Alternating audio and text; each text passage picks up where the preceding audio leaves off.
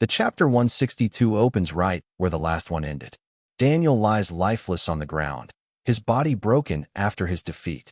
Vincent stands silently in front of him, his expression unreadable.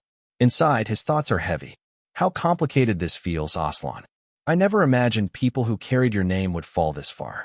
Not far away, Mariel watches him, still overwhelmed by everything that happened. She thinks to herself, so he really had this much power? Could it be true that he defeated almost all the direct bloodline cadets? Her thoughts are interrupted when Sari comes running in, completely out of breath. Young master. Vincent turns calmly. Sari, you arrived just in time. I was planning to preserve Daniel's corpse with magic. But Sari cuts him off, panic clear in her voice. That's not the issue. Something big is happening downstairs. The scene shifts immediately. On the lower floor, a chilling sight unfolds. Brick lies motionless on the cold ground, a massive mana crystal driven straight through his chest. Keshin sits beside him, clutching Brick's lifeless body as if trying to protect him even now. Tears stream down his cheeks, falling onto Brick like the grief of a brother who refuses to accept reality. Brick, get a hold of yourself. Open your eyes. Vincent enters, taking in the scene with a grim expression. Before he can finish, Keshin grabs Vincent by the collar, face twisted with anger and grief. Vincent, you bastard. You did something, didn't you? Because I treated you coldly, you did this. Before the accusation can go further, Vincent slaps him, sharp and sudden. Get a grip, Keshin. Keshin freezes in shock. Look at the angle the mana stone went in. It came from below. For anyone else to create this wound is almost impossible. He pauses. It's highly likely he did it himself.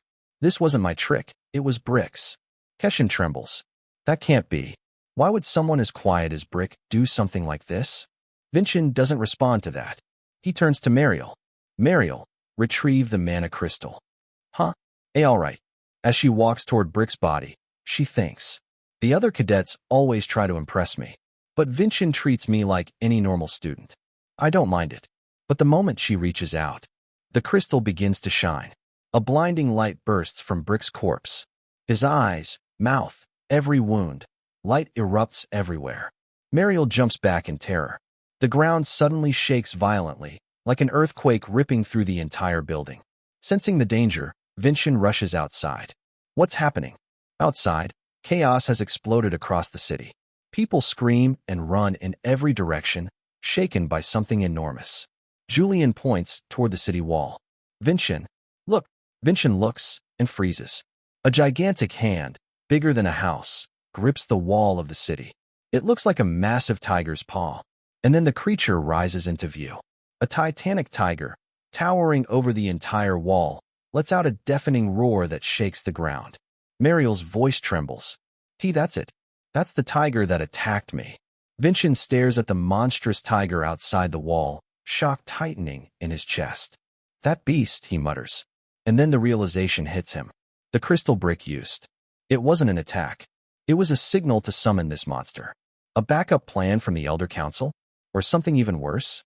But now isn't the time to dig deeper. First, we need to save the people. Vincent turns sharply. Keshin, Mariel, evacuate the villagers. Put your emotions aside and fulfill your duty as cadets. Mariel hesitates. Wait, what about you? What are you going to do? Vincent's answer is cold and unwavering. I'm going to hunt that beast. Before either of them can respond, Vincent's silhouette blurs, vanishing in a breath. Mariel and Keshin feel the wind of his departure, stunned. The scene shifts to the rooftops. Vincent leaps from building to building, closing the distance between himself and the giant tiger. Vincent, could that tiger be one of Daniel's beasts? No. Julian answers himself immediately, his tone firm. If it were Daniel's, he would have summoned it before dying. And he only specializes in smaller beasts. This monster comes from a completely different force. Not the Elder Council. Ahead of them, the tiger raises its enormous paw. With a single swing, it smashes a chunk of the city wall, stone exploding everywhere. Vincent grits his teeth. Damn, whoever created this thing. Before he can finish, the beast senses him. With a flash of steel, Vincent severs the tiger's massive hand clean off. The creature roars in agony. Vincent prepares his next strike, sword glowing as he takes a stance. It's overflowing with power. Let's go, Julian. But suddenly, Julian falters. A sharp pain stabs. Julian. Vincent shouts. Julian forces out a warning. Brother, be careful, something's wrong. And then it happens. A thin wire snakes out of nowhere, wrapping around Vincent's sword. In an instant, the blade is ripped from his grip and pulled away. A figure steps forward. A human, cloaked completely in a black robe, standing right in front of the Titan tiger, as if controlling it. The voice is cold and mocking. As expected, those old fools failed again. They never get anything done properly. The figure removes his hood, revealing his face. Good thing I came myself. Vincent's eyes widen in relief. Steward Sirkin, you're unharmed. Thank good. But he never finishes. Something flickers in the air.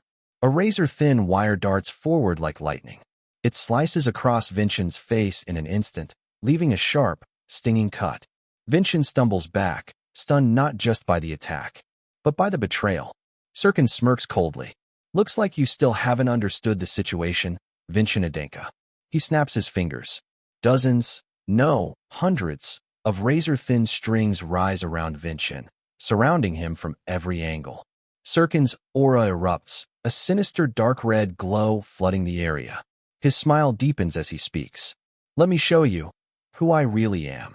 And with Sirkin revealing his true identity and turning his deadly strings against Vincent, Chapter 162 ends on a brutal twist.